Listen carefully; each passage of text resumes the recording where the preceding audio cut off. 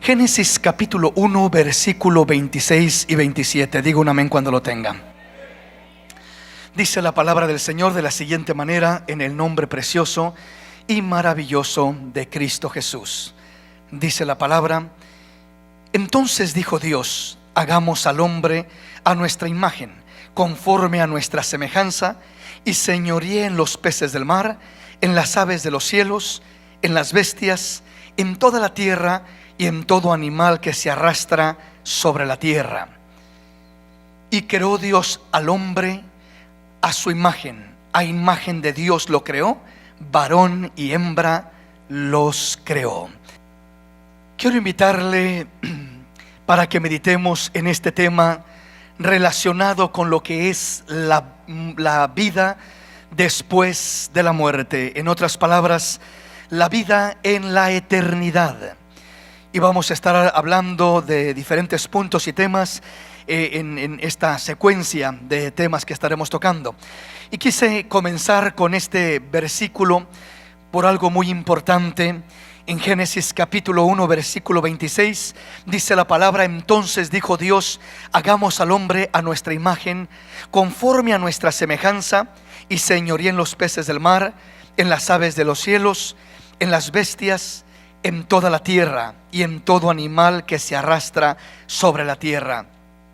El versículo 27 reafirma lo mismo y dice: y creó Dios al hombre a su imagen, a imagen de Dios lo creó, varón y hembra los creó. Cuando miramos la creación del hombre por el Señor, por nuestro Dios, miramos que Dios se propone hacer al hombre.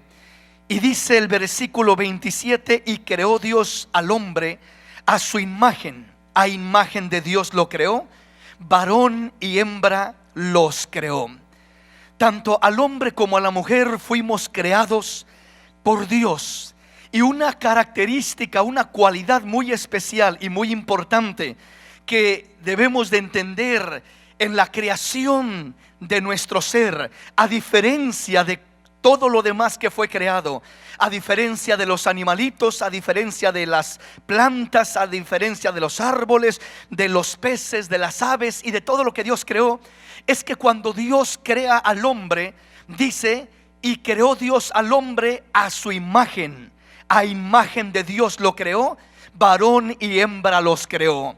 Lo que nos hace diferentes de toda creación que Dios hizo es que nosotros fuimos creados a imagen y semejanza del Dios Altísimo, aleluya, del Todopoderoso. A imagen de Dios nos creó.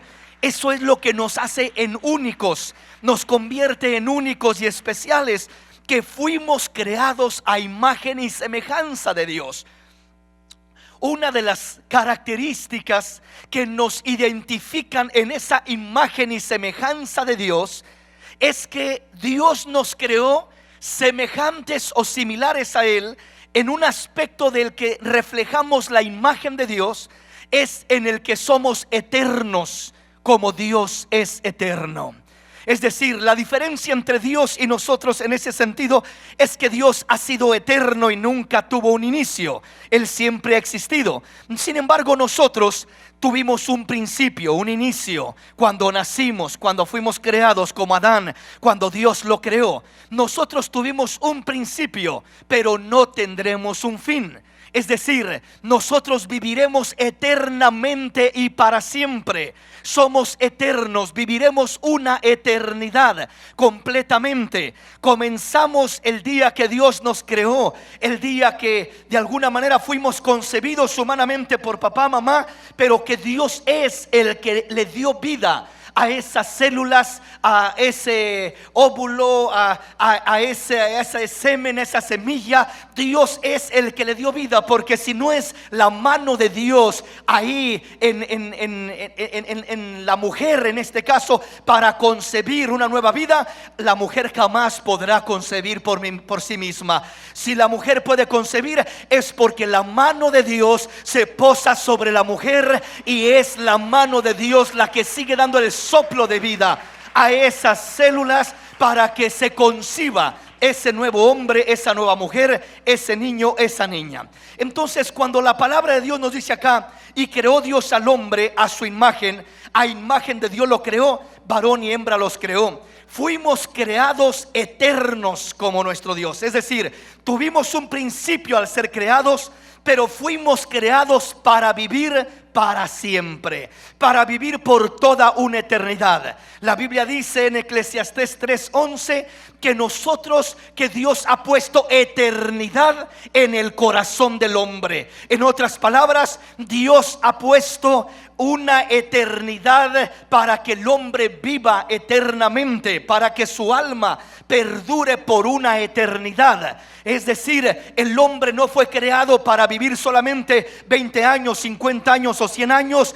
Fue creado para vivir toda una eternidad, aún después de su estancia en esta tierra, aún después de que muere, como se conoce, en esta tierra. Amén, mis hermanos. Vamos entonces a adentrarnos en el tema de la palabra. Vamos al libro de los Hebreos, capítulo 9, versículo 27, y veamos qué dice la palabra del Señor. Hebreos capítulo 9, versículo 27. Y de la manera que está establecido para los hombres que mueran una sola vez, y después de esto, el juicio. Dios está estableciendo una base. Lo declara, lo expresa a través del escritor de los Hebreos. Y lo que está expresando Dios a través del escritor de los Hebreos es que está establecido que todo hombre muera una sola vez, y después de esto el juicio. Entonces, todo hombre está diseñado y está destinado para nacer, vivir y eventualmente morir. Amén. Por causa de el pecado, la muerte entró en esta tierra, y entonces el hombre comenzó a morir desde el pecado de Adán y de Eva. Entonces todo hombre desde ahí tiene que morir. El hombre está establecido que ha de morir. La única excepción para que el hombre no muera será aquellos que de alguna manera estemos en vida, si es que el Señor nos permite estar en vida cuando Cristo venga a levantar a su iglesia. Dice la palabra que entonces seremos transformados y arrebatados para encontrarnos con el Señor en los aires, y así estar siempre con el Señor en su presencia. Aleluya, bendito su nombre. De esa manera no miraremos muerte, sino que seremos transformados en ese proceso. Pero generalmente, si no es por ese suceso, la Biblia dice que está establecido para el hombre que muera una sola vez, y después de esto el juicio. Analicemos esto. ¿Qué es la muerte primeramente? Cuando se habla de la muerte, la gente generalmente define la muerte como el fin de la existencia de un ser, de una persona, de un hombre, de una mujer. Pero Dios interpreta y define la muerte de una manera diferente que como el hombre generalmente lo interpreta. La muerte no es el fin de todas las cosas. La muerte no es el fin de la existencia del ser humano. La muerte física, estoy hablando de la muerte física, por supuesto, solamente es una separación. Cuando se habla de muerte, se habla de separación.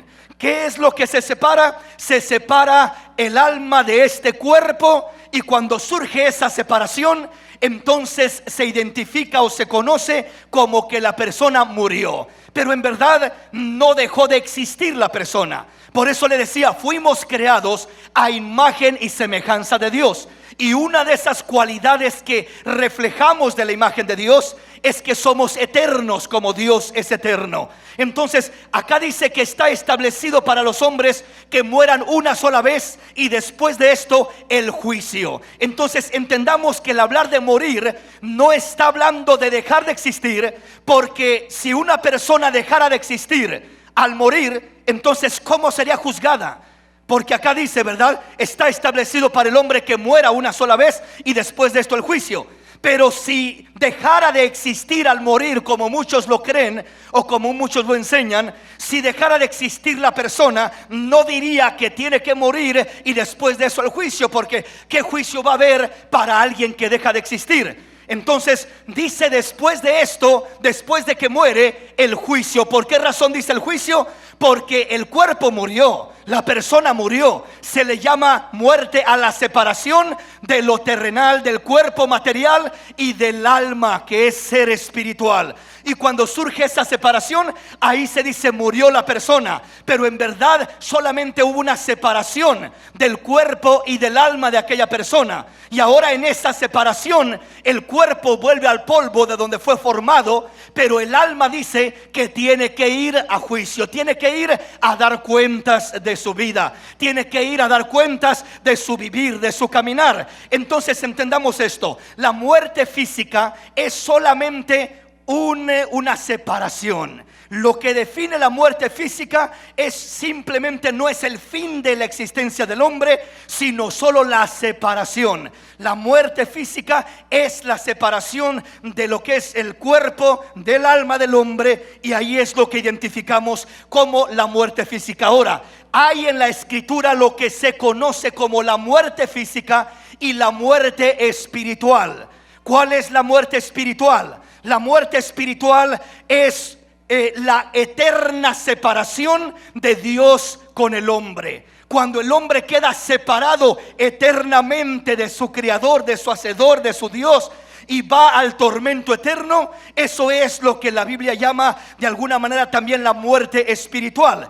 Entonces, si hablamos de la muerte física, simplemente es la separación del cuerpo y del alma, que se separan, y entonces a eso se le llama muerte. Quiero tocarle estos puntos para que entendamos y definamos qué significa muerte desde ahí. ¿Cuál es el suceso que el hombre lleva? Veamos un aspecto diferente de la muerte. Primera de Corintios capítulo 15, versículo 25 y 26.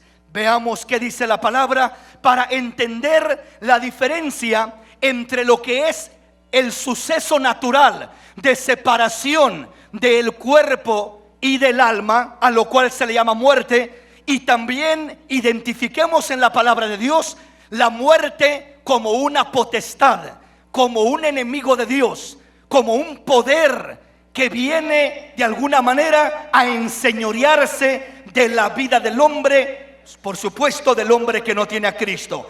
Veamos el aspecto de la muerte espiritual. La muerte física, dijimos, solamente es la separación del cuerpo y del alma. La Biblia dice que el hombre cuando muere, su cuerpo vuelve al polvo de donde fue formado, su espíritu vuelve a Dios quien lo dio, y su alma va a juicio, va a dar cuentas para mirar, para determinar a dónde va a ir, dónde va a pasar una eternidad después de esta vida. ¿Estamos comprendiendo? Primera de Corintios capítulo 15, versículo 25 y 26. Oiga lo que dice la palabra.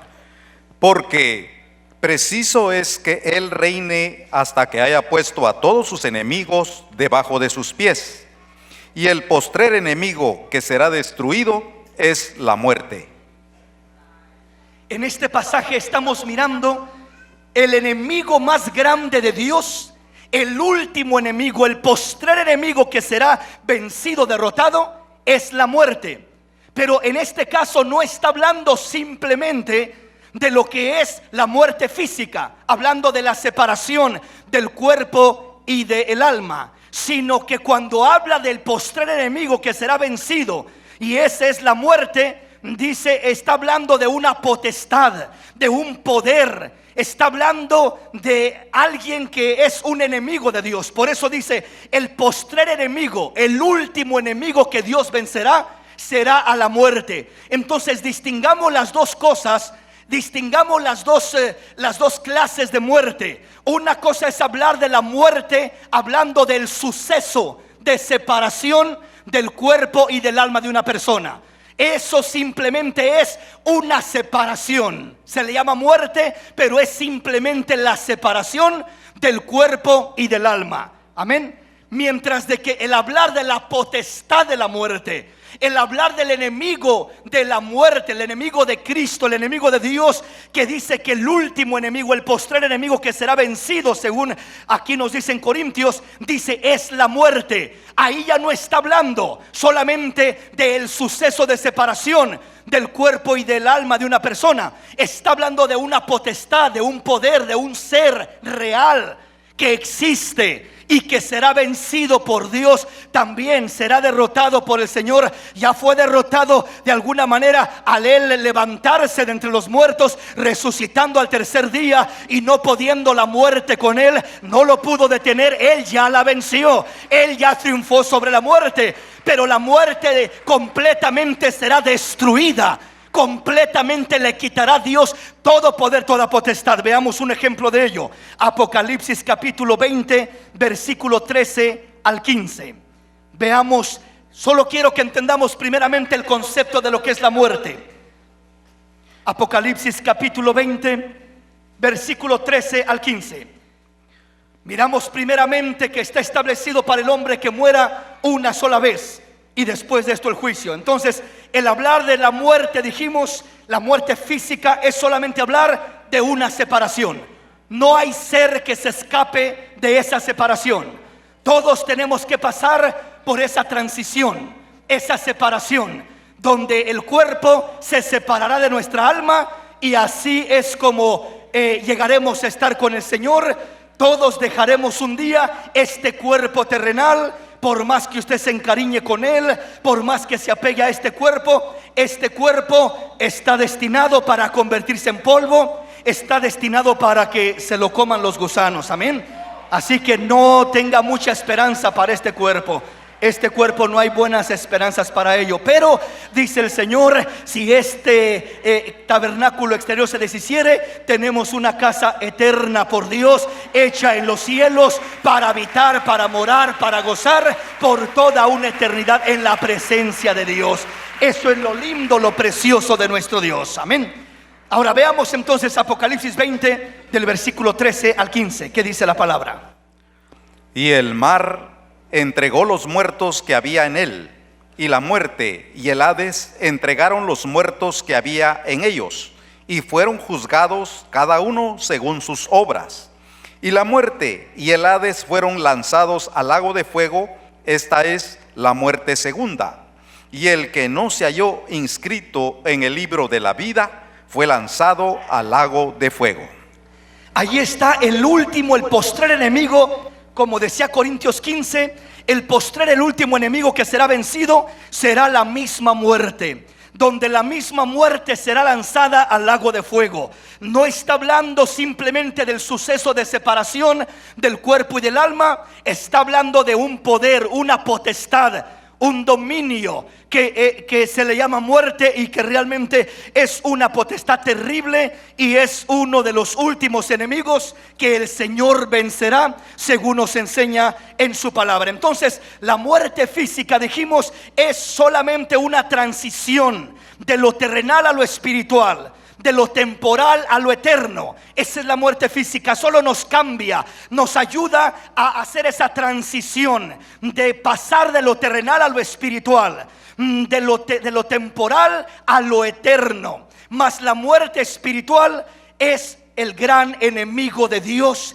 que será vencido al final de los tiempos, siendo echado en el mismo lago de fuego, para que ahí termine completamente por una eternidad estando en ese lugar, y no tenga más dominio sobre el hombre. Completamente desaparecerá el dominio de la muerte, el dominio de Satanás, el dominio de todo enemigo de Dios, y Dios reinará supremo sobre su pueblo, sobre sus hijos. Ese es el destino del pueblo de Dios. Eso es lo que le espera a los hijos de Dios. Eso es lo que le espera a cada uno de los que hemos creído en el Señor como Salvador.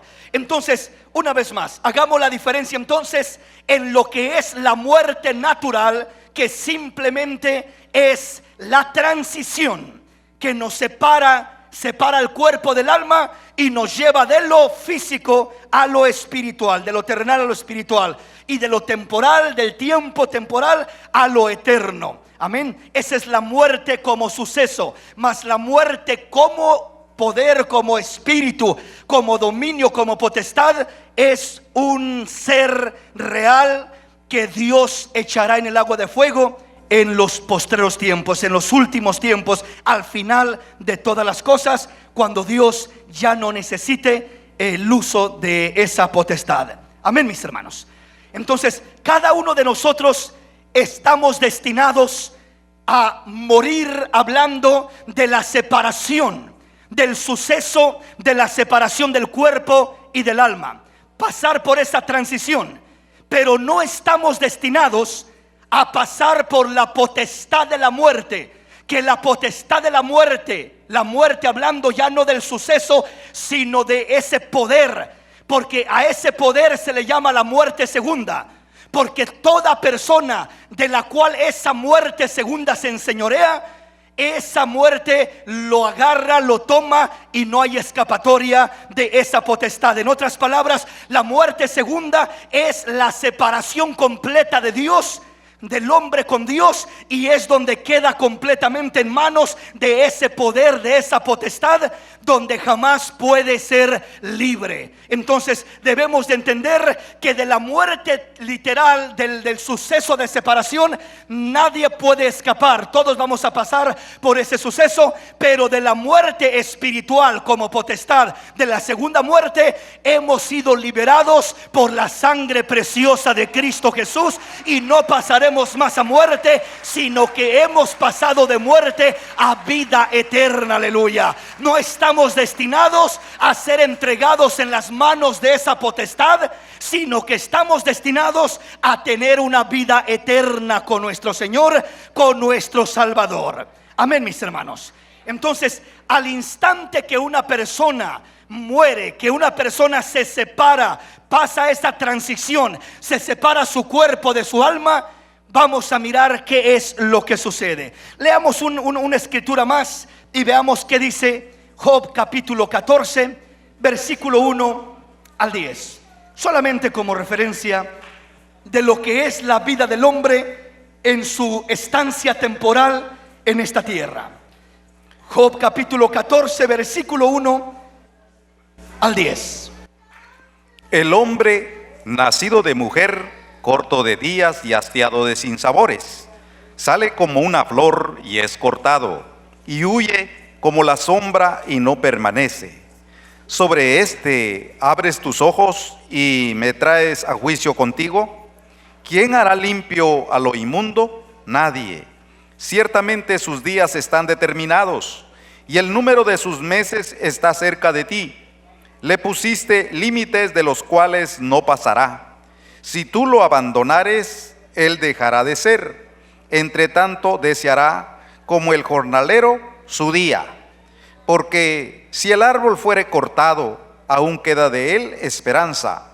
Retoñará aún y sus renuevos no faltarán. Si se envejeciere en la tierra su raíz y su tronco fuere muerto en el polvo, al percibir el agua reverdecerá y hará una copa como planta nueva. Mas el hombre morirá y será cortado, perecerá el hombre, ¿y dónde estará él? Comienza este hombre inspirado por el Espíritu diciendo que el hombre nacido de mujer es corto de días y hastiado de sinsabores, y comienza a describir su condición, que sale como una flor y es cortado, que huye como la sombra y no permanece. Dice: sobre este abres tus ojos y me traes a juicio contigo. Y agrega: ¿quién hará limpio lo inmundo? Nadie. Ciertamente sus días están determinados y el número de sus meses está cerca de ti. Le pusiste límite de los cuales no pasará. Esa es la condición del hombre. Ciertamente sus días están determinados. ¿Sabías tú, hermano, que tus días están contados? Están determinados.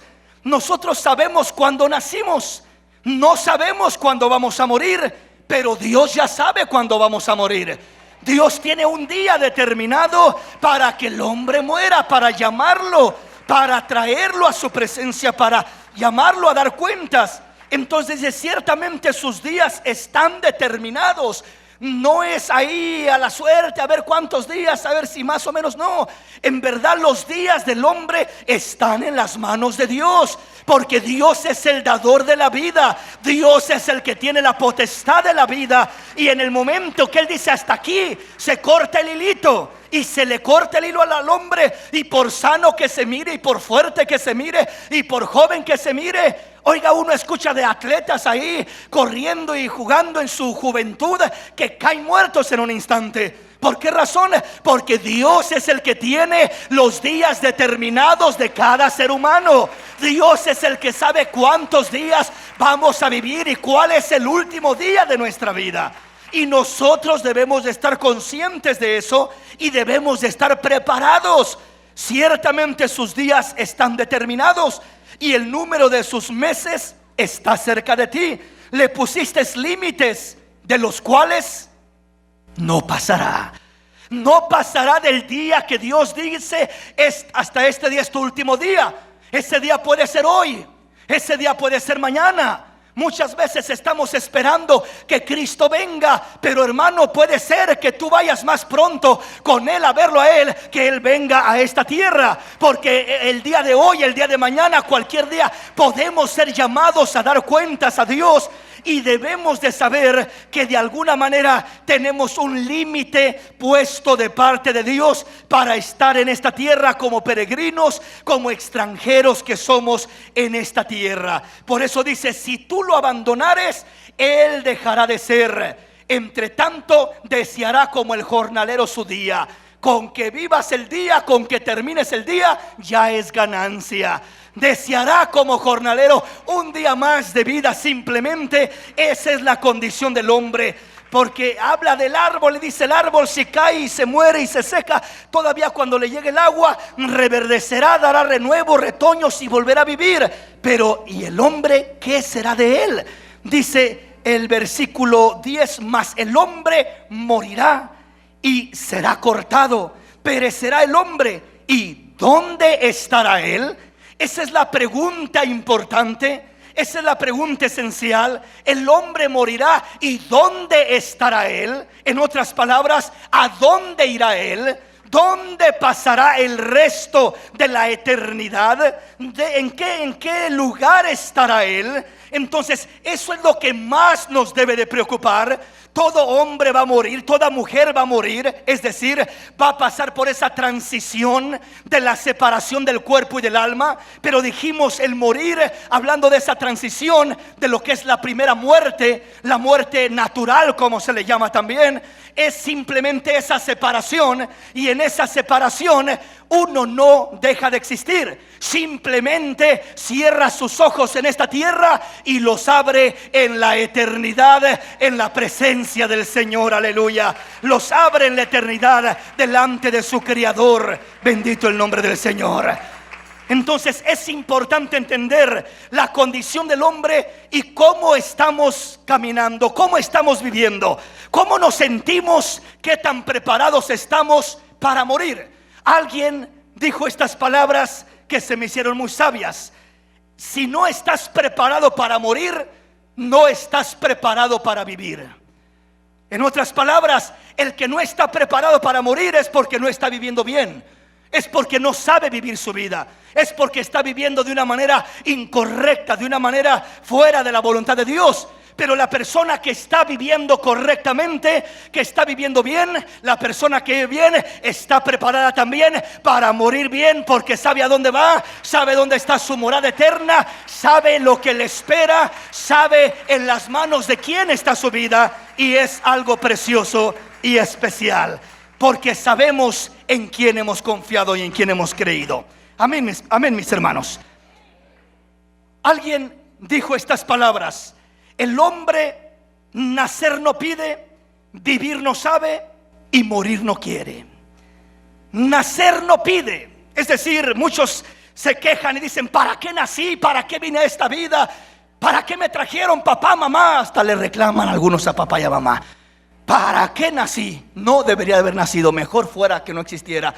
Eso es ignorar el plan perfecto de un Dios bueno, de un Dios lindo, de un Dios maravilloso, que no se equivoca, que no hace errores. Un Dios que tiene un plan para nuestra vida.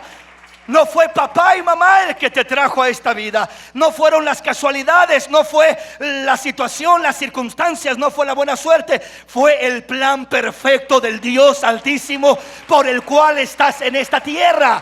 Así que no cuestiones por qué has nacido, por qué estás aquí. Si estás en esta tierra, yo sé que quizás dices, pues yo no pedí nacer. Bueno, no pediste nacer, pero Dios te incluyó. Dios te trajo a este mundo para que pudieras estar en su plan glorioso, en su plan eterno, y para que disfrutes de una eternidad a su lado. Si lo recibes a Él como Salvador, como Señor, como el amo de tu vida, vas a pasar una eternidad con Él en su presencia. Entonces, toda persona que se queja de por qué nació, de para qué me trajeron a este mundo, de mejor hubiera sido si no hubiera nacido, es una persona que está lejos de Dios, que ignora el plan de Dios, que ignora la bondad de Dios, el propósito de Dios para su vida. Entonces, el hombre nacer no pide, vivir no sabe. Vive una vida desordenada, una vida descontrolada, una vida perdida, una vida ajena a los planes de Dios. No sabe vivir, y morir tiene miedo, no quiere. Se aferra a esta vida y lo que no quiere es morir. No quería, reclama por qué nació, pero no se quiere morir, porque tiene miedo ya al final de cuentas, porque no está preparado para enfrentar la eternidad. Entonces solamente cuando venimos a Cristo Jesús entendemos que desde que estábamos en el vientre de nuestra madre, Él nos escogió. Desde antes de la fundación del mundo, Él tenía planes y pensamientos para nuestra vida. Él nos enseña a vivir esta vida de una manera agradable a sus ojos, y Él nos prepara para morir en paz y tranquilamente en su presencia. ¿Me explico, mis hermanos? Entonces solamente en Cristo cambian estos conceptos. Nacer no pide, ya no reclamo, sino doy gracias a Dios por la oportunidad que me dio de nacer en esta tierra y de conocerlo. Vivir no sabe, pero ahora se acerca a Dios y Él le enseña a uno cómo vivir esta vida, porque Él es el camino, Él es la verdad y Él es la vida. Él nos enseña a vivir. Si no tenemos a Cristo, no sabemos vivir la vida, pero con Cristo sabemos vivir la vida. Y dice, y morir no quiere. Cuando tiene a Cristo, dijo Pablo, para mí el vivir es Cristo y el morir es ganancia. Aleluya. Es una bendición, es algo precioso, es algo especial, porque solamente va a ser la transición de la separación del cuerpo y del alma. Pero no voy a caer en las manos de la potestad de la muerte. Por eso le enseñaba la diferencia entre lo que se llama muerte solo como transición, solo como separación de cuerpo y alma, y lo que se llama muerte como una potestad, un poder, un dominio que se enseñorea de la vida del hombre. ¿Me explico, mis hermanos? Entonces, de lo que hay que tener temor, miedo, es de la muerte segunda, de esa potestad, de ese poder que se enseñorea del hombre sin Cristo. Porque de lo que es la transición no debes de tener miedo. ¿Por qué razón? Porque eso solamente es abrir los ojos cerrar los ojos en esta tierra y abrirlos en los brazos de tu Señor, de tu Creador, de tu Hacedor. Porque Él dice, aunque ande en valle de sombra de muerte, no temeré mal alguno. Tu vara y tu cayado me infundirán aliento. Qué precioso, amén, mis hermanos. Vamos a la palabra y entremos un poquito más adentro al tema. Lucas capítulo 16, versículo 19 en adelante. Había un hombre rico que se vestía de púrpura y de lino fino, y hacía cada día banquete con esplendidez. Había también un mendigo llamado Lázaro, que estaba echado a la puerta de aquel, lleno de llagas, y ansiaba saciarse de las migajas que caían de la mesa del rico, y aún los perros venían y le lamían las llagas. Aconteció que murió el mendigo y fue llevado por los ángeles al seno de Abraham, y murió también el rico y fue sepultado. Y en el Hades alzó sus ojos, estando en tormentos, y vio de lejos a Abraham y a Lázaro en su seno.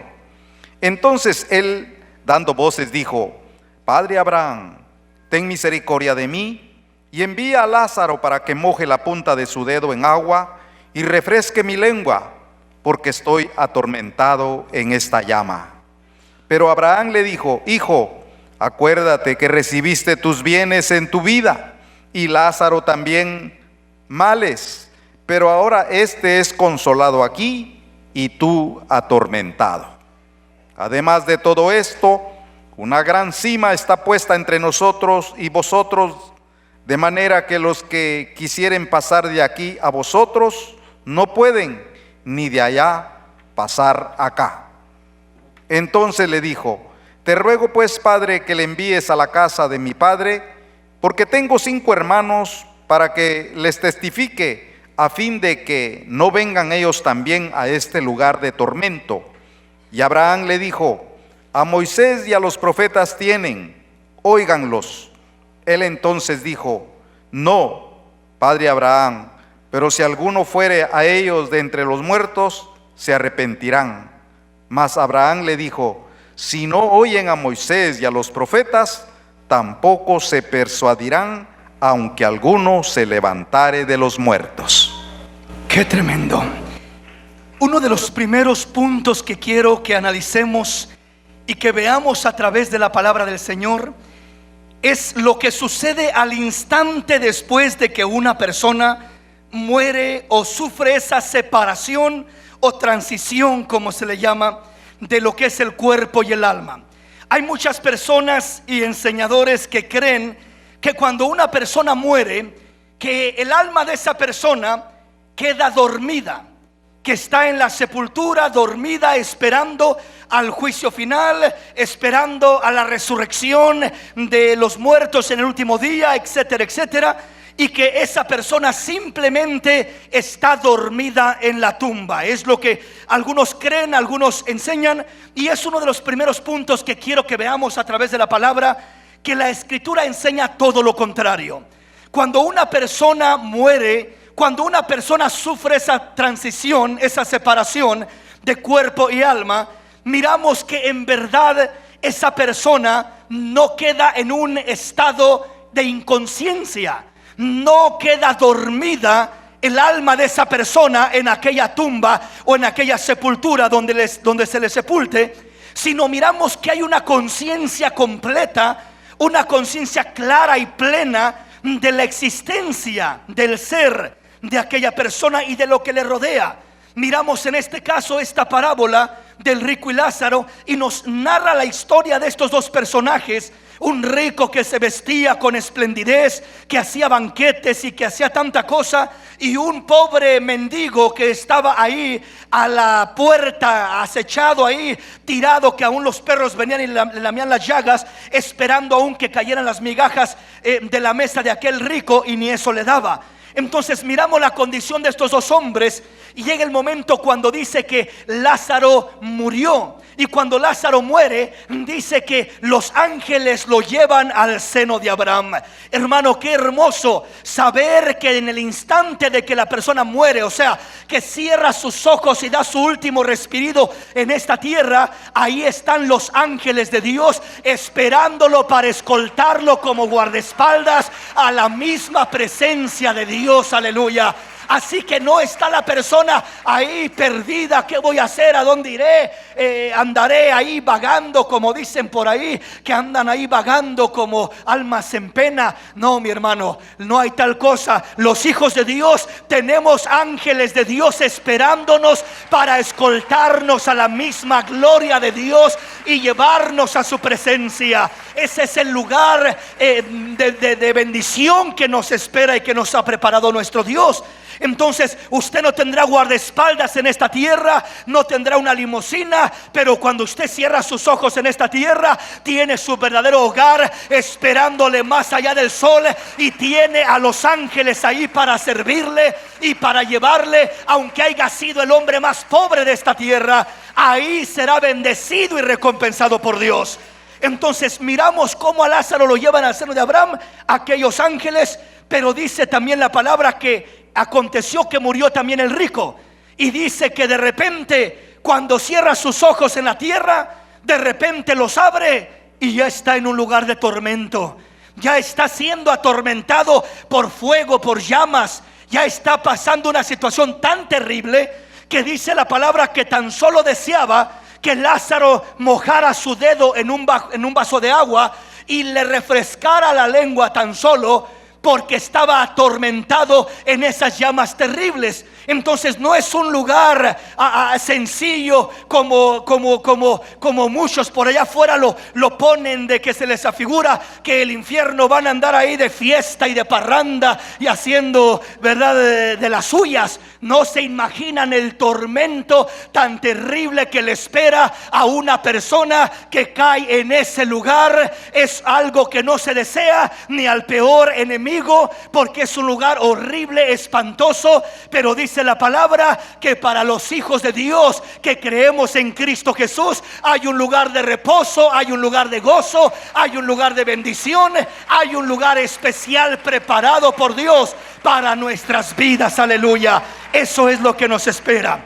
Entonces, analizando esta enseñanza que el Señor Jesús nos dio a través de su palabra, nos da, dice que el rico está en el Hades siendo atormentado por aquellas llamas de fuego, y dice que Lázaro está en el seno de Abraham. Cuando miramos esta escena, la mayoría de enseñadores creen que el Seol, el sepulcro, como se le llama, ya en un sentido espiritual, que había lo que eran una separación de dos lugares, básicamente en el mismo lugar. Hablando de lo que es el sepulcro, enseñan que había un lugar que era el lugar de tormento y había un lugar que era un lugar de reposo, conocido como el seno de Abraham. Algunos otros enseñadores creen que el seno de Abraham es más directamente el paraíso de Dios, que ya está reservado para los justos. Pero sea una cosa o sea la otra, el punto donde quiero centrarme y lo que quiero que veamos con claridad es que después de que uno muere en esta tierra y se separa el cuerpo del alma, hay una plena conciencia para el alma, hay un pleno entendimiento para el alma. El alma no pierde el raciocinio, no pierde el entendimiento. El alma no pierde la noción de quién es, no pierde la noción de dónde está, no pierde la noción de nada, sino que el alma, que es el yo, el ser verdadero, sigue completamente vivo, sigue completamente consciente de todo. Por eso este rico, cuando está en aquel lugar de tormento, dice que de repente mira a Lázaro en el seno de Abraham y de repente lo reconoce y dice: allá está aquel mendigo que estaba a las puertas de mi casa. Y le voy a decir a Abraham que por favor lo mande a que por lo menos moje su dedo en un vaso de agua y que refresque mi lengua. Pero dice la palabra que Abraham le dijo: no se puede, tú ya tuviste tus bienes en la tierra y él sus males, pero ahora tú eres atormentado acá y él es consolado aquí. Hermano, lo que se hace en vida. Después de esta vida nada se puede hacer. Después de esta vida ya no hay esperanza, ya nada se puede hacer. Si usted quiere hacer algo, hágalo en vida. Si usted quiere recibir a Cristo, hágalo en vida. Después de la muerte ya es demasiado tarde. Si usted quiere tener méritos delante de Dios, agradables, buenas obras, aquí en la vida es donde se hace, no después de la vida. Una vez que el hombre muere, ya nada puede hacer por su propia vida. Mientras hay vida, hay esperanza, pero cuando se corta la vida en esta tierra, se acaba la esperanza. Así que Dios nos da la vida hoy.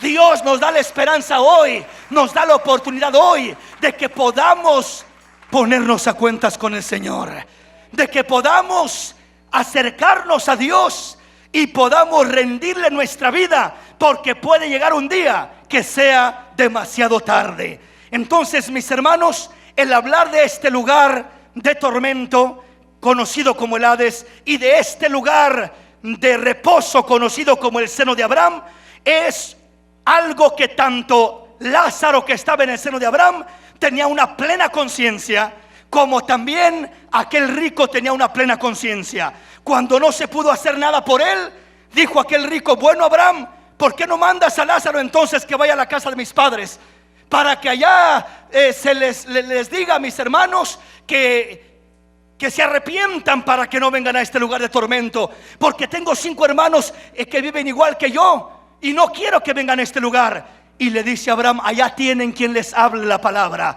Allá tienen a Moisés, a los profetas. Acá tiene Dios quien hable la palabra. Dios siempre ha tenido quien hable la palabra para que el hombre crea, se arrepienta y se vuelva a Dios. Y si no cree por la palabra, dice, aunque un muerto se levante de entre los muertos, no van a creer. Se asustan, se emocionan un rato y vuelven a lo mismo. No cambia el hombre de vida, porque lo único que tiene poder para cambiar la vida del hombre es la poderosa y santa palabra de Dios. Aleluya. Es lo único que tiene el poder para cambiar la vida del hombre.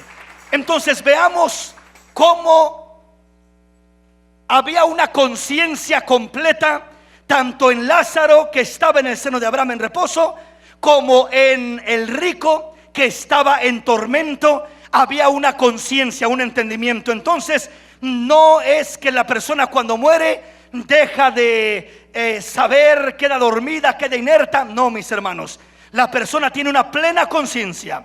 Pero ¿por qué se cree entonces que cuando una persona muere está dormida? ¿Qué bases se toman? Veamos qué bases se toman para entender la otra cara de la moneda. Eclesiastés capítulo 9. Eclesiastés capítulo 9, versículo 4 al 6. Aún hay esperanza para todo aquel que está entre los vivos, porque mejor es perro vivo que león muerto. Porque los que viven saben que han de morir, pero los muertos nada saben, ni tienen más paga, porque su memoria es puesta en olvido. También su amor y su odio y su envidia fenecieron ya, y nunca más tendrán parte en todo lo que se hace debajo del sol. Esta escritura pareciera controversial con lo que acabamos de leer en Lázaro y el rico, porque acá nos dice la palabra que aún hay esperanza para todo aquel que está entre los vivos, porque mejor es perro vivo que león muerto. O sea, está poniendo un ejemplo, ¿no? Un león, por feroz que sea, si ya está muerto, ¿de qué sirve? ¿A qué le tiene más miedo? ¿A un león muerto o a un perro vivo? A un perro vivo, ¿verdad? Entonces es el ejemplo. El león, por feroz que sea, ya está muerto, ya nada puede hacer, ya de nada sirve. Entonces el ejemplo que pone: aún hay esperanza para el que esté entre los vivos. Es decir, si usted está entre los vivos, por pequeño que sea, por pobre que sea, por las desventajas que tenga, pero si está vivo, tiene la esperanza de acercarse a un Dios vivo, para que ese Dios vivo lo ayude, lo redima, lo bendiga, lo restaure, lo salve, lo perdone, para estar a cuentas con ese Dios. Entonces dice: aún hay esperanza para todo aquel que esté entre los vivos, porque mejor es perro vivo que león muerto. Porque los que viven saben que han de morir, pero los muertos nada saben, ni tienen más paga, porque su memoria es puesta en olvido. También su amor y su odio y su envidia fenecieron ya, y nunca más tendrán parte en todo lo que se hace debajo del sol. Dice que su amor, su odio, su envidia fenecieron ya. Dice que su memoria es puesta en olvido. Ya no se acuerdan de nada, ya no saben nada, ya no tienen conocimiento de nada, contacto de nada. Todo queda como dormido, inerto, no saben nada. Entonces esto parece controversial con lo que leímos en Lucas 16, pero no hay una controversia, sino que está hablando de dos cosas diferentes. Lucas nos está hablando de lo que sucede con el alma de la persona que muere, mientras de que Eclesiastés nos está hablando de lo que sucede con el cuerpo de la persona que muere. En otras palabras, cuando la persona muere, el alma tiene una completa noción de dónde está y de lo que está pasando. Es decir, si está gozando o si está sufriendo, como el rico y Lázaro. Pero cuando hablamos de lo que dice Eclesiastés, está refiriéndose al cuerpo físico. El cuerpo físico está inerto, ya no tiene frío ni calor, ya no tiene sueño, ya no tiene hambre, ya no tiene nada, ya no piensa, ya no le duele, ya no se preocupa, ya no está nervioso aquel hombre o aquella mujer ahí muerto en la tumba. No, ya no hay nerviosismo, ya no hay odio, ya no hay nada. Ahí está el cuerpo inerto, sin saber nada, sin tener contacto con nada ni con nadie, porque ya no tiene parte en lo que se hace en esta tierra. Pero está hablando del cuerpo. Entonces el cuerpo queda inerto, pero el alma tiene una conciencia plena de todo lo que está sucediendo a su alrededor y en su propio ser. Entonces esa es la diferencia en lo que está hablando un pasaje y el otro pasaje. Si estamos hablando de Eclesiastés, está hablando del cuerpo inerto que queda ahí, sin movimiento, sin memoria, sin odio, sin nada. Ya quedó inerto, no siente nada ya. Ahí está el cascarón solamente. Pero el alma tiene plena conciencia, pleno conocimiento. Entonces el alma sí lo sabe todo, como miramos ya en este pasaje. ¿Comprendemos, mis hermanos? Vamos a la palabra y veamos qué dice la escritura. Primera de Tesalonicenses capítulo 4, versículo 13 al 17. Tampoco queremos, hermanos, que ignoréis acerca de los que duermen, para que no os entristezcáis como los otros que no tienen esperanza. Porque si creemos que Jesús murió y resucitó, así también traerá Dios con Jesús a los que durmieron en él.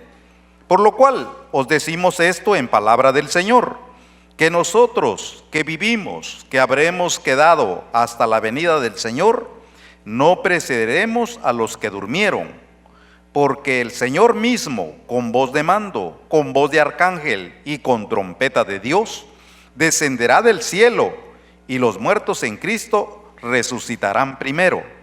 Luego nosotros los que vivimos, los que hayamos quedado, seremos arrebatados juntamente con ellos en las nubes para recibir al Señor en el aire, y así estaremos siempre con el Señor. Qué maravillosa promesa, amén. Veamos este segundo o este siguiente punto, donde también esta escritura se utiliza para enseñar muchas veces que el hombre cuando muere, su alma queda dormida, queda desconectada, queda inerta, que no sabe nada de lo que hay en su alrededor, y que va a ser hasta el último día que Dios va a resucitar esa alma, ¿verdad? Es lo que se enseña muchas veces y lo que se cree en algunas ocasiones. Pero analicemos esto. Se toma como base este pasaje primeramente porque dice el apóstol: tampoco queremos, hermanos, que ignoréis acerca de los que duermen, para que no os entristezcáis como los otros que no tienen esperanza. Entonces se da cuenta que aquí dice los que duermen. Entonces dice, la persona que muere está dormida. Aquí Pablo dice los que duermen porque está dormida el alma de esa persona. No es así. Es una interpretación equivocada el pensar que Pablo se está refiriendo al alma cuando dice los que duermen. Cuando habla de los que duermen, está hablando de los que han muerto en Cristo Jesús.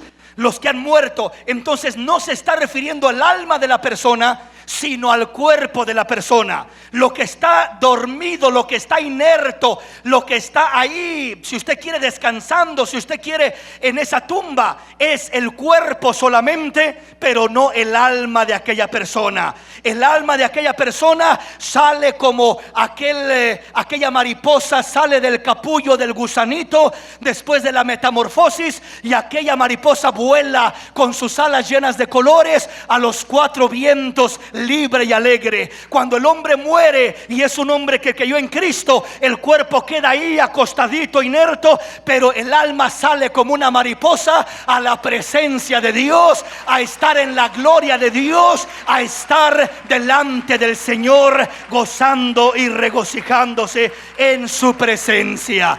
Entonces, cuando aquí nos dice, tampoco queremos, hermanos, que ignoréis acerca de los que duermen, para que no os entristezcáis como los otros que no tienen esperanza, no se está refiriendo de dormir el alma, sino el cuerpo inerto, dormido, que está ahí, como decía Eclesiastés. El cuerpo queda desconectado, sin memoria, sin dolor, sin conocimiento, sin nada. Ahí está simplemente ese cuerpo esperando la resurrección, porque ese cuerpo ha de resucitar como un cuerpo glorificado. Amén, mis hermanos.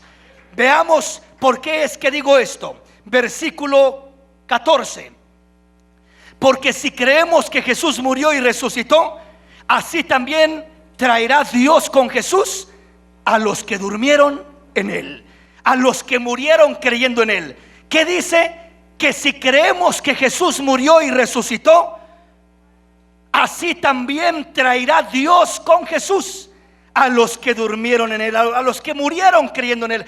Traerá Dios con Jesús. No dice levantará Dios con Jesús, sino que traerá Dios con Jesús. ¿De dónde trae Dios con Jesús a los que murieron creyendo en Él? De la gloria, de la presencia de Dios. La persona que muere en este momento, el lugar a donde va es a la gloria de Dios, a estar con su Señor, con su Creador, con su Hacedor. Y en ese glorioso día del arrebatamiento, esas almas vendrán. Traerá Dios con Jesús a los que murieron creyendo en Él. ¿Sí me explico? Entonces no puede ser que el alma esté dormida en aquella tumba, porque dice traerá Dios con Jesús el alma de aquellos que murieron creyendo en Él. Porque si creemos que Jesús murió y resucitó, así también traerá Dios con Jesús a los que durmieron en Él o murieron creyendo en Él. Sigue diciendo versículo 15: por lo cual os decimos esto en palabra del Señor, que nosotros que vivimos, que habremos quedado hasta la venida del Señor, no precederemos a los que durmieron. O sea, no nos adelantaremos, porque el Señor mismo, con voz de mando, con voz de arcángel y con trompeta de Dios, descenderá del cielo, y los muertos en Cristo, los que murieron creyendo en Cristo Jesús, resucitarán primero. ¿Qué resucitará? El cuerpo que estaba en esa tierra esperando la resurrección. El cuerpo resucitará en un cuerpo glorificado, pero el alma no resucitará. El alma viene de la presencia de Dios, acompañando a Jesús para entrar en esa nueva morada, en ese nuevo cuerpo, para habitar en él por toda una eternidad delante de nuestro Dios. Aleluya. Así que ese es el plan de Dios, ese es el deseo de Dios. Dios trae el alma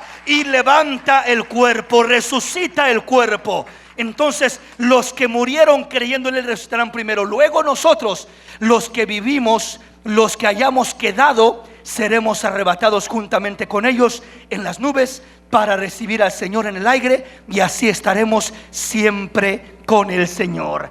Entonces nosotros que vivimos, si Dios nos da el privilegio de estar en vida todavía cuando Cristo venga, entonces dice la palabra que solo sufriremos una transformación, porque ni carne ni sangre puede entrar al reino de los cielos, pero esta naturaleza carnal va a ser transformada en un cuerpo glorificado para estar en gloria, estar en la presencia del Señor por toda una eternidad. Bendito el nombre del Señor.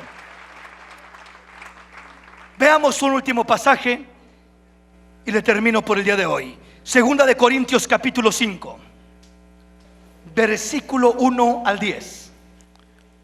Porque sabemos que si nuestra morada terrestre, este tabernáculo, se deshiciere, tenemos de Dios un edificio, una casa no hecha de manos, eterna en los cielos. Y por esto también gemimos, deseando ser revestidos de aquella nuestra habitación celestial. Pues así seremos hallados vestidos y no desnudos. Porque asimismo los que estamos en este tabernáculo gemimos con angustia, porque no quisiéramos ser desnudados, sino revestidos, para que lo mortal sea absorbido por la vida. Mas el que nos hizo para esto mismo es Dios, quien nos ha dado las arras del Espíritu. Así que vivimos confiados siempre, y sabiendo que entre tanto que estamos en el cuerpo, estamos ausentes del Señor. Porque por fe andamos, no por vista, pero confiamos, y más quisiéramos estar ausentes del cuerpo y presentes al Señor. Por tanto, procuramos también, o ausentes o presentes, serle agradables, porque es necesario que todos nosotros comparezcamos ante el tribunal de Cristo, para que cada uno reciba según lo que haya hecho mientras estaba en el cuerpo, sea bueno o sea malo. Qué precioso. El apóstol nos habla y dice: sabemos que si nuestra morada terrestre, este tabernáculo, se deshiciere, tenemos de Dios un edificio, una casa no hecha de manos, eterna en los cielos. Hay quienes piensan que en el cielo vamos a tener casas y piensan que van a ser mansiones, como lo que es una casa que usted mira en este mundo, en esta tierra. Pero en su mayoría, cuando la palabra habla de una mansión, de una morada, de una casa, de un edificio, está hablando de un cuerpo glorificado. Está hablando de la morada, la habitación donde va a morar nuestra alma. Por eso dice aquí: porque sabemos que si nuestra morada terrestre se deshiciere, este tabernáculo, si este cuerpo, esta es nuestra morada terrestre, este tabernáculo, esta casita que tenemos de carne y hueso, se deshace cada día, se daña, se lastima, se enferma, por causa de las circunstancias de la vida, por causa de la maldad, del pecado, de la contaminación y de todo lo que hay. Esta naturaleza carnal, terrenal, se va deshaciendo, se va envejeciendo, se va desgastando, se lastima por un lado, por otro, y eventualmente llega un punto donde esta casita ya no funciona muy bien. Ya es una casita que da muchos problemas. Ya es una casita como si usted viviera en una casita donde tiene las ventanas quebradas, el techo malo y se mete el agua por donde quiera. Y dice la persona: pues ya no vivo a gusto en esta casita. Pues dice Dios: no te preocupes, hijo. Si esta casita, hablando de este cuerpo, llega un punto donde ya no te funciona muy bien, dice el Señor: no te preocupes, te he preparado una casa eterna, un edificio, un tabernáculo maravilloso, eterno, en los cielos, para que mores en él. Una casa eterna. Qué lindo es eso. Oiga, Dios nos ha preparado algo precioso. Por eso, cuando usted ve que una persona en esta tierra que ha creído en Cristo con todo su corazón, parte para estar con el Señor y creyó en el Señor con todo su corazón, por eso es que de alguna manera hay esperanza viva, como dice Pablo. No os entristezcáis como los que no tienen esperanza. Nosotros sabemos que esa persona no está muerta. Entonces, ¿qué pasó con ella? Solo se cambió de casa, se mudó de casa. Dios le preparó una mansión, una casa hermosa, una casa preciosa en los cielos, donde ya no hay dolor, donde ya no hay tristeza, donde ya no hay riumas, ni artritis, ni achaques ahí que le duele esto y le duele el otro. Ya no hay eso. Ese cuerpo glorificado es un cuerpo perfecto, maravilloso, es un cuerpo lindo, que de parte de Dios nos está esperando a todos los que hemos creído en Él. Así que dice: si este tabernáculo se deshiciera, ay, hermano, ya me veo más arrugadito cada día. Y se preocupa el hermano. Ya las canitas le salen y ya va mirándose el efecto de los años. No se preocupe, aunque el hombre exterior se desvanece, el interior se rejuvenece y el interior se llena más de Dios y se prepara más para esa habitación celestial que Dios ha preparado para nosotros. Entonces no se entristezca, alégrese, porque tiene una casa enorme preparada de parte de Dios. Una casa linda, hermosa. Es la morada celeste que tiene, la casa, el edificio espiritual. Y dice: esta casa no es hecha por manos humanas, es hecha y diseñada por el Creador del universo, el Dios de los cielos. Él ha creado esa casa, la ha diseñado. Es una casa perfecta. Oiga, en esta tierra el hombre está lleno de complejos, por chaparro, por gordo, por moreno, por muy blanco, porque tiene una cosa o tiene otra. Está acomplejado en su mayoría. Allá en el cielo no va a haber feos, puros guapos y hermosos y lindos, porque va a ser un cuerpo perfecto. Es un cuerpo de gloria maravilloso. Allá se va a desvanecer todo lo negativo. Toda cosa negativa que usted quiera pensar en esta tierra, allá no va a haber. Si acá alguien ya no puede caminar, ya no le sirven las piernas, perdió una mano, perdió un ojo, etcétera, allá en gloria le está esperando una casa completita, un cuerpo precioso, lindo, completito de parte de Dios, diseñado para gloria de Dios y para que more por toda una eternidad. ¿Estamos comprendiendo? Por eso le decía, Dios nos creó eternos como Él. Por eso dice, porque sabemos que si nuestra morada terrestre se deshiciere, este tabernáculo se deshiciere, tenemos de Dios un edificio, una casa no hecha de manos, eterna en los cielos, eterna. No es por unos días, no va a vivir 100 años y se va a envejecer esa casa, no va a vivir 1000 años y se va a envejecer. Es una casa eterna, una casa perfecta, linda, un cuerpo de gloria para habitar en él toda una eternidad. Esa es su morada, esa será su casa, esa será la habitación de esta alma. Y por eso dice que cuando Cristo viene, Él trae consigo el alma de aquellos que murieron creyendo en Él y resucita los cuerpos que esperan en el polvo de la tierra para poder así hacer la morada eterna de esa alma en el nuevo cuerpo glorificado que Dios le da a aquella alma. ¿Comprendemos, mis hermanos? Entonces termina diciendo en el versículo 6, así que vivimos confiados siempre y sabiendo que entre tanto que estamos en el cuerpo, estamos ausentes del Señor. O sea, ¿qué está diciendo? Mientras tanto que estamos en este cuerpo, no podemos estar donde esté el Señor, porque ni carne ni sangre entra al reino de los cielos. Ciertamente Dios está con nosotros, somos templo y morada del Espíritu Santo, pero aquí dice que estamos ausentes del Señor, hablando de que no podemos estar directamente con Él, plenamente con Él. Mientras estamos en este cuerpo, estamos ausentes del Señor. Mas luego dice el versículo 7, porque por fe andamos, no por vista, pero confiamos y más quisiéramos estar ausentes del cuerpo y presentes al Señor. ¿Qué significa eso? Dice, pero confiamos y más quisiéramos estar ausentes del cuerpo y presentes con el Señor. En otras palabras, estar ausente del cuerpo significa morir, significa separarnos de este cuerpo, salir. El alma sale, se desprende de este cuerpo, el cuerpo cae muerto, inerto, el cuerpo queda desconectado, no tiene más memoria, no tiene más nada que ver con la vida, ahí queda inerto. Pero el alma dice que esa alma preciosa, dice que cuando está ausente del cuerpo, está presente con el Señor. Llega a los brazos del Señor, llega a la presencia del Señor. Al instante de que está ausente del cuerpo, está presente con el Señor.